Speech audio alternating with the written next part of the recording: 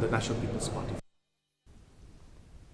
Voice of the People Party MLA Adelbert Nongrum has written to the Health and Family Welfare Minister Amprin Lingdor demanding uniformity in medical reimbursement for all government employees and pensioners regardless of their position.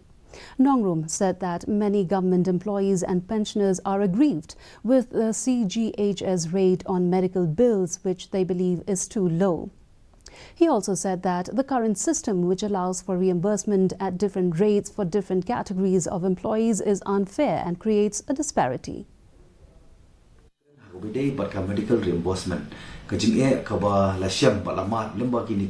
employee, government employee, but it's pensioner medical reimbursement. Halon kaniki issue.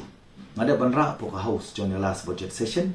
Banglapan snow, but ngala keling apan jig shiny Minister Beton Borong, joka help, but yong ru bakadon kata ke disparity, kata unfair. Beef